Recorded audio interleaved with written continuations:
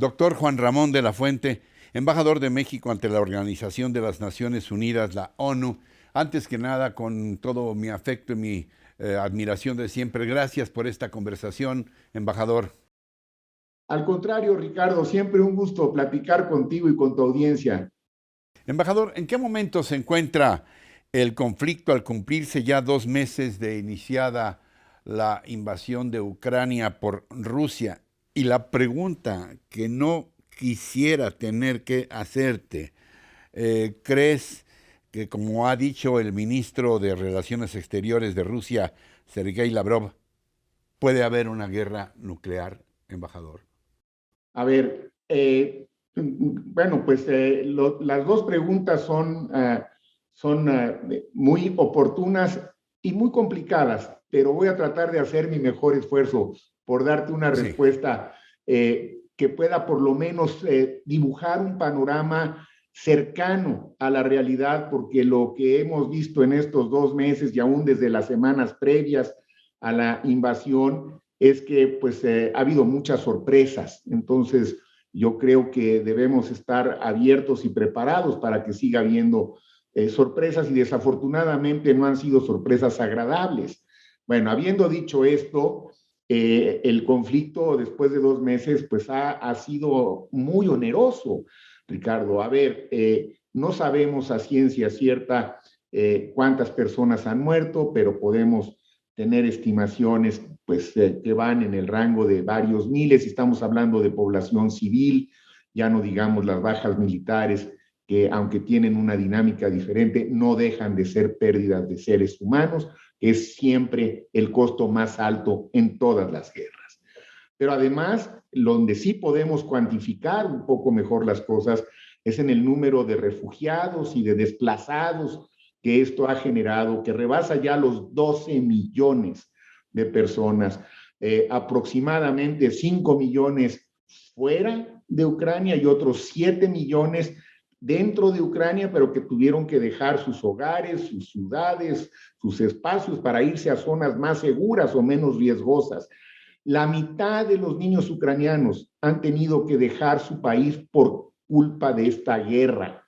Y estamos hablando en total de la población desplazada y refugiada de aproximadamente una cuarta parte de la población de Ucrania. Bueno, estos son números que te ayudan a dimensionar el conflicto, no necesariamente a tenerlo totalmente claro, pero ha sido gravísimo porque además, pues las imágenes que hemos visto de algunas ciudades que han sido campos de batalla, pues son imágenes horrorosas. Yo no puedo encontrar otra forma de sí. describirlas, ¿no? Te llenan de indignación, te llenan de tristeza, te llenan de coraje, ¿no? Y por eso es importante el que las instancias competentes, en este caso la Corte Penal Internacional sobre todo, continúe con las investigaciones que ya inició para poder tipificar el tipo de crímenes que se han hecho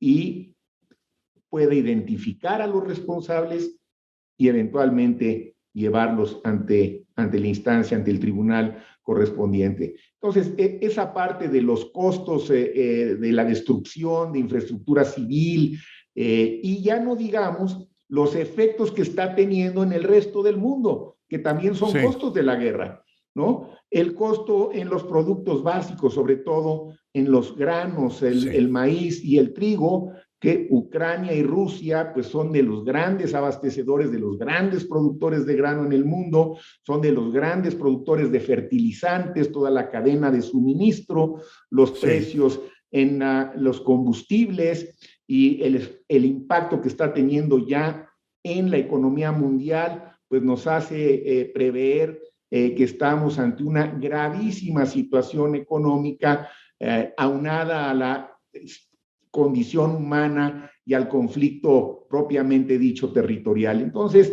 esto es lo que podría decir a grandes rasgos. Para 2 meses de guerra Sí. han sido desastrosas las consecuencias, desastrosas. Y debo decir Sí, finalmente, Ricardo, que falló la diplomacia al no poder evitar la guerra, y hay que reconocerlo, no dio. lo suficiente, pero la salida de esta guerra, que no la veo cercana, tendrá que ser por la vía diplomática. La diplomacia tiene que regresar para encontrar la salida, porque aquí no va a haber una solución militar. Puede haber avances militares, puede haber muchas más pérdidas, pero eso no va a solucionar el problema. ¿Crees que todavía hay una posibilidad de que el Consejo de Seguridad de la ONU, del que México forma parte, con la representación que tenemos muy digna en ti, todavía pueda hacer algo para evitar que crezca el conflicto y evitar esa suerte de amenaza del señor Lavrov de que no desechemos la posibilidad de una guerra nuclear? A ver, yo creo que sí, y desde luego, pues el Consejo se ha enfrentado a una limitante que hay que decirlo, Ricardo. México desde hace 76 años, desde que se fundó la ONU, estuvo en contra del veto por parte de los 5 miembros permanentes del Consejo de Seguridad. Llevamos 76 años diciendo el veto es solamente un instrumento que paraliza al Consejo de Seguridad, no Sí. le ayuda a ser más eficaz. Y eso es lo que acabamos de ver que nos ha pasado. Por eso tuvimos que recurrir a otro mecanismo que hace que los temas del Consejo se pasen a la Asamblea General, y en la Asamblea General se han podido tomar algunas resoluciones, pero claro, no tienen el peso que pueden tener las resoluciones del Consejo. Ahora, la amenaza o el comentario lamentable, en mi opinión, de volver a poner el fantasma de la guerra nuclear, digamos, sobre la mesa, pues me parece que es algo que va a generar una escalada todavía mayor que no nos va a ayudar. Yo no tengo, y debo ser muy claro en esto, ningún indicio, absolutamente ninguno, en el Consejo de Seguridad, ni el secretario general lo tiene, porque no nos lo ha informado, y la dinámica es tal que nos informa inmediatamente de los acontecimientos conforme se van verificando. No hay indicios de que esto vaya a escalar hacia allá, pero desde luego es algo que yo diría que con toda sensatez tampoco podríamos en este momento descartar del todo, y es muy preocupante que se haya mencionado. Eh, Embajador, el hecho de que al describir la actual situación dieras prioridad a todo el aspecto humanitario, te describe, simplemente te describe. ¿Qué se puede hacer mientras el conflicto que tú mismo has advertido no se ve una solución a corto plazo? Mientras el conflicto continúe, ¿qué se puede hacer desde el punto de vista humanitario? ¿Cómo va esta iniciativa que presentaste junto con Francia, una iniciativa de México-Francia para ayuda humanitaria en Ucrania? Pues mira, Ricardo, realmente creo que fue muy oportuna, y ha sido de lo mejor que ha ocurrido en este terrible conflicto, porque claro que ha permitido que haya más ayuda humanitaria en las ciudades y en las zonas en donde no había podido acceder. Ya está mucho más metida la Cruz Roja Internacional, hay muchos actores, las agencias de la ONU. La iniciativa de Francia y de México fue oportuna porque esto sí permitió abrirle más las puertas a las instancias de la ONU que están llegando, que están en el terreno, corriendo muchos riesgos y no han podido llegar a todos lados, pero se han podido establecer algunas pausas humanitarias que forman parte de la ayuda humanitaria, y estas pausas, ¿qué es lo que permiten? Permiten evacuar a parte de la sociedad civil durante el tiempo que dure la pausa. Es parte un poco de estas treguas transitorias. No son solución, pero sí es un paliativo, digamos, porque esto ha permitido que salga gente de las zonas de mayor riesgo y que llegue lo que ya están teniendo, una necesidad de alimentos, una necesidad de medicamentos, una necesidad de tener espacios seguros donde poder quedarse, de refugios, etcétera. Entonces, ha ayudado. Yo estoy convencido Sí. que ha sido quizá en la mejor tradición diplomática de México una aportación, si tú quieres, modesta, pero muy oportuna en un contexto muy complicado. Nosotros no somos una potencia militar, no tenemos tratados militares, no estamos en esa dinámica, no somos una potencia económica, no estamos en la dinámica de las sanciones, estamos en la dinámica de la diplomacia, de la protección de los civiles, de la ayuda humanitaria y de la aplicación del derecho internacional, todo lo cual es totalmente compatible con la Carta de la ONU y con los principios constitucionales de nuestra política exterior. Entonces, creo que esa es la dinámica que nos toca y en eso estamos, Ricardo. Dos preguntas finales, porque sé que estás siempre muy atareado y con una agenda, y por ello te vuelvo a agradecer la conversación.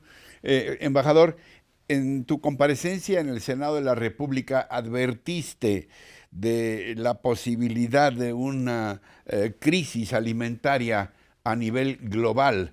Yo no sé si en algunos lugares con efectos incluso de hambruna o en algunos otros lugares, como el caso de México, con un disparo de la carestía de productos de primera necesidad, los alimentos sobre todo.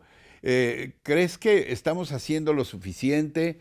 O no sé que no te corresponde, pero ¿crees que México atenderá esta advertencia sobre una crisis alimentaria a nivel global? Yo estoy seguro que la ha atendido ya, yo lo platiqué detalladamente, no solamente con el Senado, sino con el canciller. Ahí están las cifras, yo creo que son inobjetables. Esto está favoreciendo un incremento en los productos básicos, toda la cadena de suministros está encareciéndose, los fletes de los contenedores se fueron por los cielos, está contribuyendo a la inflación. Hay por lo menos una docena de países, Ricardo, en insuficiencia alimentaria. ¿Esto qué quiere decir? En condición Sí, de prehambruna. sí. Seguramente ellos van a entrar en esta crisis y países que no tenemos esa condición, como es el nuestro, pues sí, creo que tendremos que estar preparados para hacerle frente a este incremento que se ve casi inevitable. Debo decir algo que nos va a ayudar mucho, y es que otro impacto que ya se ve claramente en la economía mundial tiene que ver en los servicios de la deuda. Muchos países, como sabes, a Sí. raíz de la pandemia incrementaron su deuda y están teniendo ya un problema grave. Creo que aquí México se movió oportunamente, fue una buena decisión no haber incrementado la deuda en ese momento. En este momento eso no nos va a afectar, Mm. pero el incremento de precios de los productos básicos y de energéticos creo que será global. Empecé con una pregunta muy pesimista.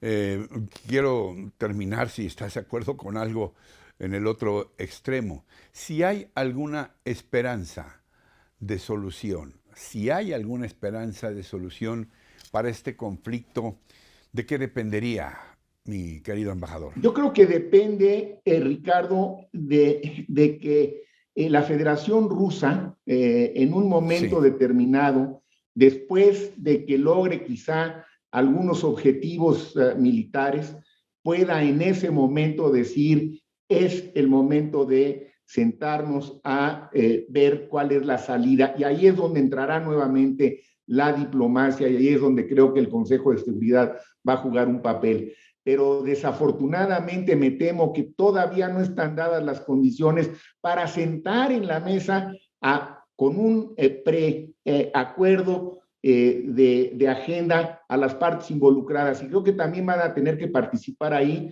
algunos otros países de la región, Sí, sobre todo los que han estado ya recibiendo a millones de refugiados. sí. A ver, nada más para darte una brevísima idea, cuando nos llega una caravana de Centroamérica que trae algunos miles de Sí. migrantes, se ve el problema que generan. Ahora imagínate recibir como Polonia 2,5 millones Un, de un- refugiados en un mes, un éxodo y además una diáspora muy dolorosa de todo un muy pueblo dolida, con que se muchas va a necesidades. disgregar por todo el planeta.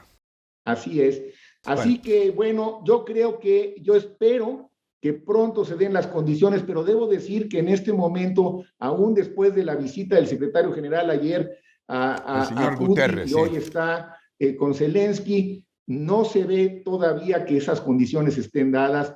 En cuanto yo perciba una señal con más solidez para poder compartirla, será un gran gusto poder hacerlo contigo y con tu audiencia.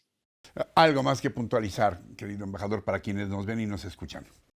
Pues creo que la posición de México ha sido muy digna, está en concordancia con nuestros principios, estamos jugando el papel que podemos jugar, se nos ha reconocido como tales y desde luego, pues ojalá que podamos seguir jugando este papel para apoyar a la población que en este momento sigue siendo para mí lo prioritario y que las necesidades desafortunadamente van en escalada también.